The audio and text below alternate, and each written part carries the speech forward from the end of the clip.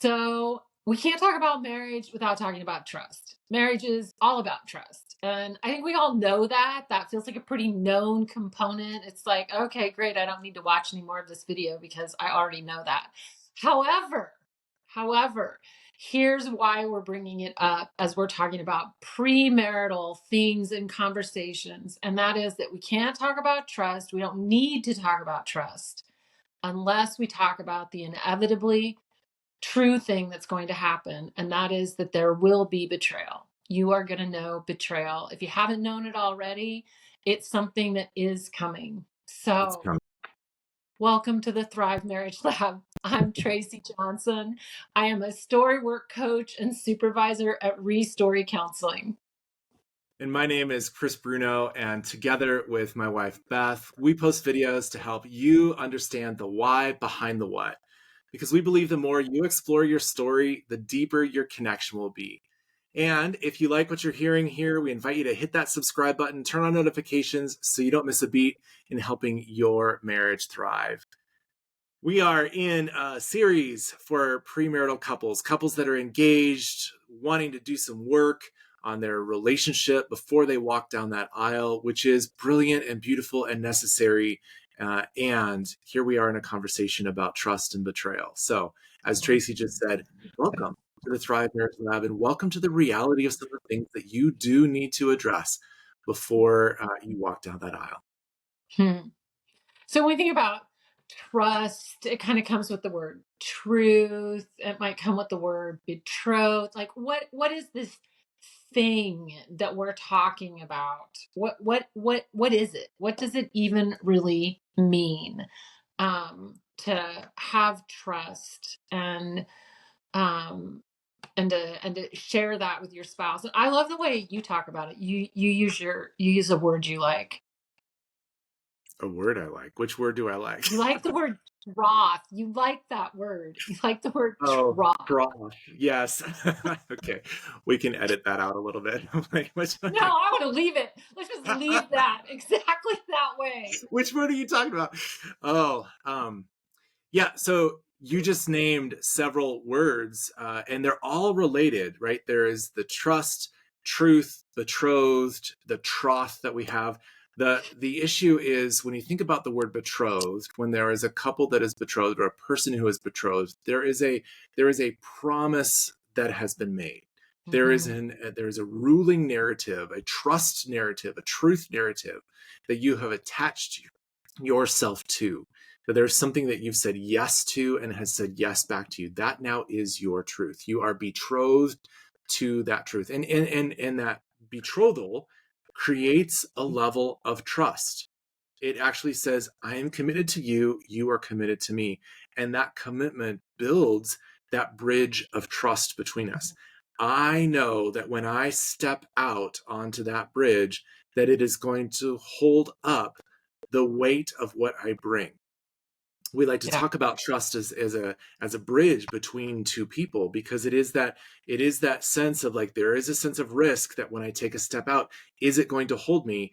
And the betrothal between us, the truth between us, actually is that foundation, actually is going to sustain this relationship.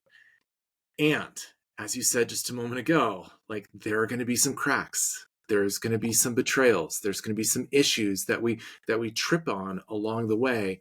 And whether they are big or small, they need to be addressed. So how do we actually address those?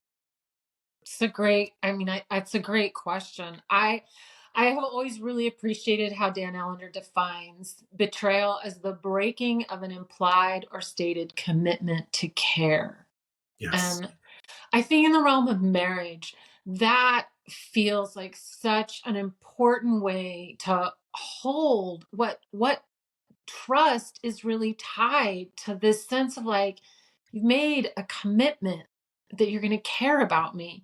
So trust is broken then whenever I have some experience that you don't care. And Mhm. so it kind of lives on this spectrum. And I think we're hesitant to bring to bring the word betrayal, and yet we feel it in our bodies. It's like, I just Mhm. felt like you didn't care about me, like right there. when that happened, and so it can be as simple as like your spouse, you're having some sort of a conversation with them, maybe even in the kitchen over coffee in the morning, and they get irritated, like, I can't talk to you, and they just turn and walk out.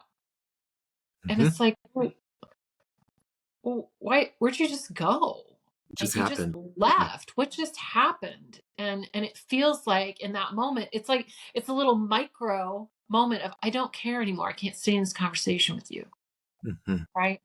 And so I think oftentimes we have those sorts of moments. They're like that. And they're just these little cracks that start to erode that bridge. And once those little cracks have started, we're on our way to something that's going to feel like a bigger betrayal and a larger breach of trust.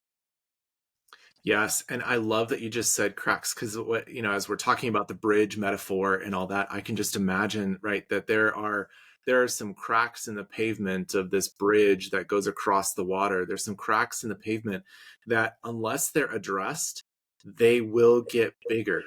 They won't Mhm. get smaller, right? Unless they're tended to and addressed, they won't get smaller. They will only get bigger. And you just said like the micro moments, that is where some of those little cracks begin to start. And what a great opportunity. I feel like when we talk about these things, like people are afraid to address the cracks because then they're actually acknowledging that all things are not well in this relationship. And I just want to say probably all things are not well in the relationship. And the sooner you address the reality of that and tend to those cracks, the better it's actually going to go for you in your relationship. Because rupture and repair, those two words are used often in the realms of relationship counseling, that there needs to be some kind of rupture and a follow up repair that makes that rupture better again. It repairs what was. If there is rupture and no repair, that's what we're saying. The cracks just continue to be there and they just get bigger and bigger and bigger. Your Yeah. word your word micro moments just kind of makes me think there are micro moments and there are macro moments. There are small little cracks that are far easier to address if you have the courage to do so. And if you don't address those will, like I said, a macro moment will end up resulting. And as you said, and I think this is part of the hesitancy, like, "Oh, I don't want for it to not be well." And so I just like, that just wasn't a big deal, All right, right? just I'm blow it. just gonna let that go. That just wasn't a big deal. And I think I want to say, like, every day there are moments that are not well.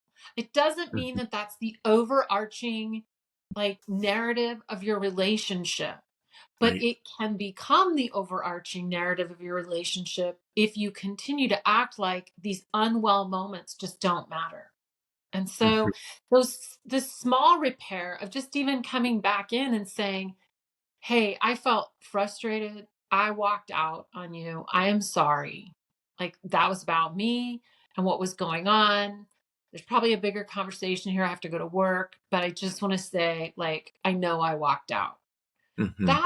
That repair, that just turning back towards can stave off. It's not going to turn into a giant crack then. And so that tending to those little ones, certainly. I think part of what happens is that rarely do we have a couple that comes to us somewhere down the road in marriage and have them tell us, like, yes, we tended to all these small moments and we were so good about all that, and then we just had this major like rupture that nearly has taken us out. That's just Mhm. never the story. The big rupture always comes with the moments of micro rupture that we're leading prior to it. And what happens is that you get to a big rupture, like something big happens, and holding any kind of hope that this can be repaired just feels so foolish at that point, because you have the memory, right, Mhm. of all these. Well, it's not just that they did this big thing, it's that they walk out on me in the morning when we're having coffee, and they hang up on me, and they don't return my text, and right, you've got all of these smaller moments, and it's like, okay, now we've got a huge issue. Right. It's interesting as we talk in the realm of relationship, how in our word today has been tending to those cracks, how it's hard in the context of relationship to kind of think about that. But if we step away from relationship and just think about other things, right? You get a college degree through several classes Yeah. along the way. Hmm. You get back into shape with Hmm. several decisions that you make around your exercise and your food along the way. On the like other side of things, how does one get a cavity? It's not Right. like hey, there is a cavity and the next day there's not a cavity. There's Right. decisions along the way to not tend to something. Right. Or how do you Right. become unhealthy is not tending to something. So that's what we're talking about. So how to build trust that lasts is tending to these micro moments, these micro cracks that happen in your relationship, so that unto the reality that your foundation is built and stronger and can withstand some bigger things. The other piece is that it's not always the betrayal that causes the earthquake. There Hmm. are going to be moments along the way where tragedy strikes, where there's a loss of a job, or there's a bad diagnosis, or there's some kind of issue with a relationship outside of the two of you. If you've not tended to the Right. foundation of trust, like we're talking about, it is actually going to fall out from underneath you in the moment of tragedy. And Yeah. so it's important for us to be tending to these things along the way because inevitably something is going to come down our way. And I don't want to be all doomsday about it, but we just know that tragedy happens. It does happen in everyone's lives. And we need to have the foundation of trust tended to so that in that moment, I am with you and you are with me and we are together. I can trust you to have my back Yeah. in this moment of tragedy. Yeah. Hmm.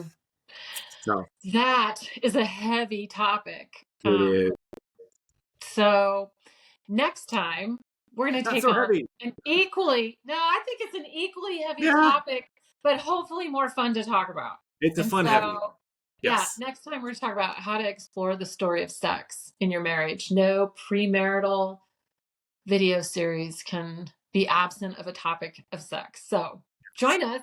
It'll be Stay fun. tuned.